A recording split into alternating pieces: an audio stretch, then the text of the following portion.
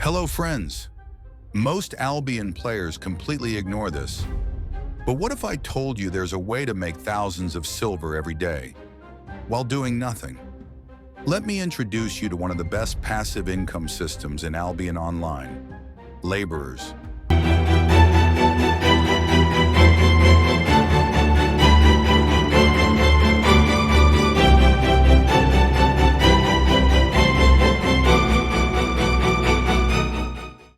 Before we dive in, let me briefly explain how laborers work in Albion and the mechanics behind their system. Laborers are workers you hire to collect resources or fame on your behalf. They live on your private island, and when you give them a filled journal, they'll return the next day with raw materials or silver value. It's that simple, but incredibly powerful when done right. There are three main categories. 1. Gathering laborers. They bring back raw materials like wood, ore, and stone. 2.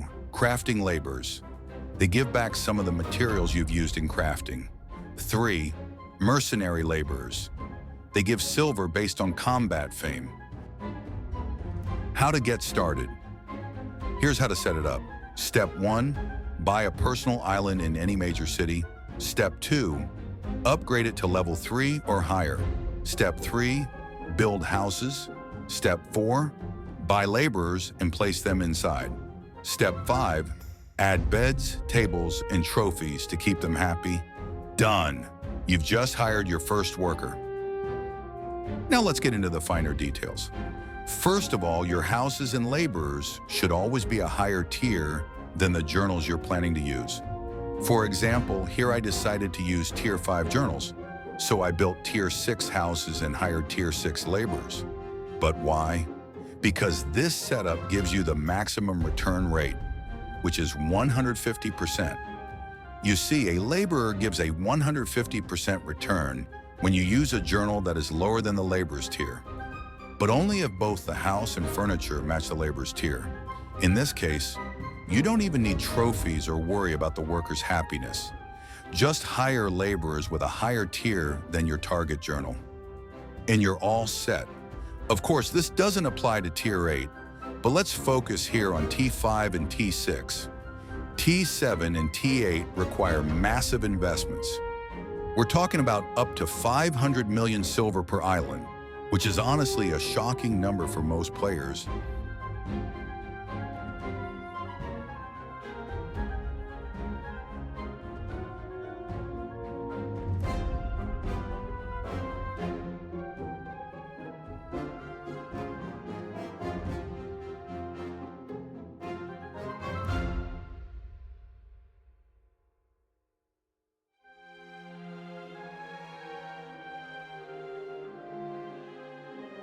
Now that we've built the house, it's time to furnish it and place the laborers.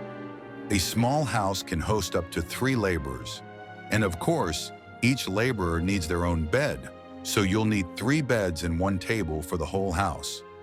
Here, I've placed 3 different types of laborers, just to compare their returns and profits side by side.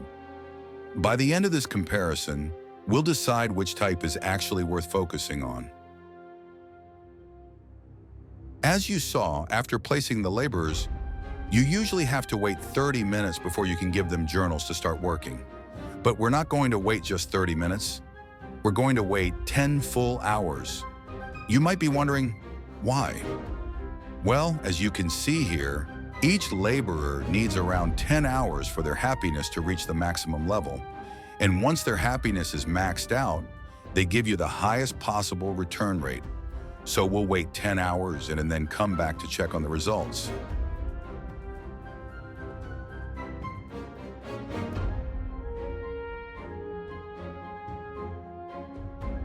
All right, now that 10 hours have passed, as you can see, the laborers are ready to work.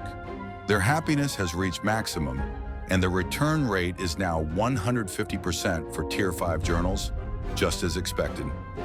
Everything is set up perfectly. So let's go ahead and buy the journals, bring them back, hand them over to the workers, and see what happens next. While we're buying the journals, make sure to remember their prices. because we'll need to compare those prices to the returns we get once the laborers finish their work. The difference between the two, that's our actual profit. So keep an eye on it.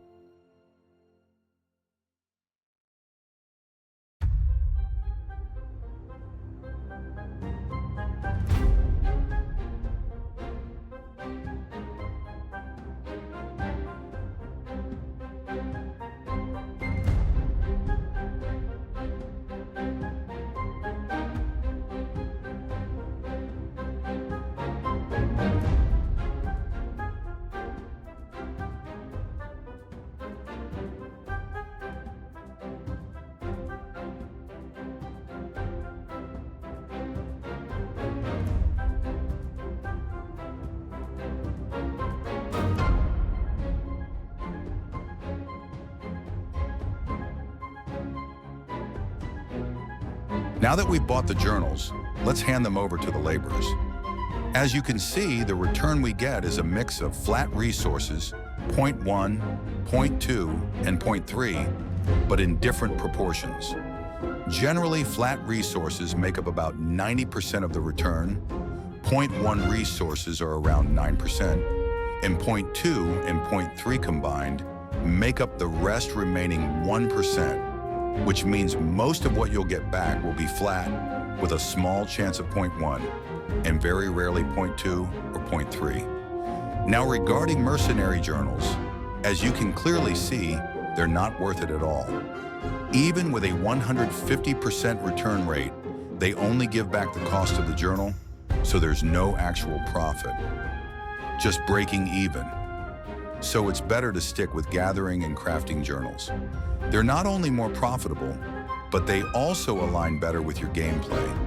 And you can even fill them yourself without having to buy them. All right, now that we've handed the journals to the laborers, we'll need to wait 22 hours before we can collect our returns. So let's wait, and then come back to see what we actually get. While we're waiting for the laborers to finish, let's talk a bit about how to choose the right type of laborers based on the city where your island is located. For example, I'm based in Lyndhurst, so for gathering laborers, I chose fiber gatherers. Why? Because Lyndhurst has a refining bonus for fiber, which means fiber sells for a higher price here compared to other cities. So I'll make more profit. But of course, this also means that journals are more expensive here. And for two main reasons. As we just said, the bonus attracts a lot of players to gather and refine here.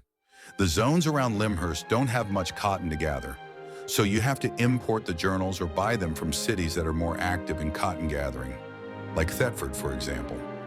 Now, when it comes to crafting laborers, every city has different bonuses for different item types, depending on the resources they consume. So always pay attention to gear crafting bonuses, like helmets and leather shoes here in Lyndhurst. These items use a lot of leather, and players craft them in bulk, which means the crafting journals for them, like Fletcher journals, are often readily available and cheap. Plus, they return a lot of leather, which is in high demand here thanks to these gears bonus. So I think you get the idea. It's all about connecting the dots between the city's bonus, the local economy, and what resources are valuable there. All right, it's been 22 hours and it's time to collect the laborers' returns. As we said earlier, mercenary journals aren't worth it, so we're skipping those. Let's check the others.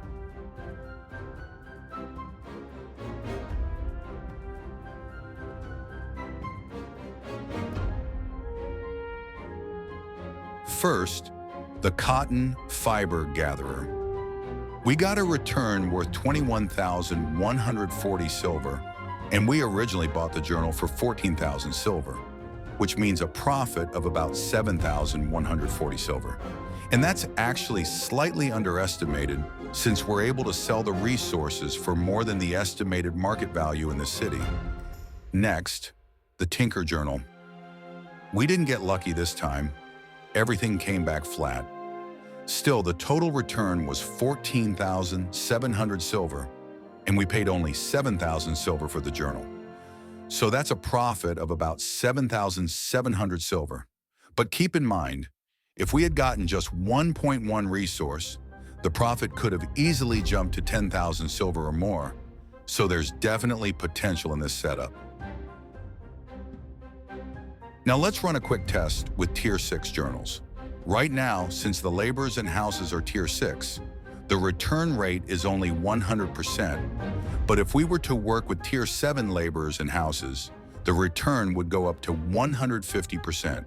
So let's see what the 100% return looks like first. Then we'll add a theoretical 50% increase on top of that to estimate how much profit we could make at full efficiency. Let's run the numbers and find out. As you can see, with a 100% return rate, the Tinker Journal gives back 6 resources. But if it were 150%, it would return 8 resources based on previous tests. Now let's break down the numbers. The average price of a flat Tier 6 resource is around 4,000 silver. So at 150%, you get 32,000 silver worth of materials, plus the empty journal which you get back, and that's worth around 8,000 silver. That gives us a total return of 40,000 silver, while the journal itself costs 23,000 silver. So the profit per journal is around 17,000 silver, which is very solid. Now let's talk about gathering journals.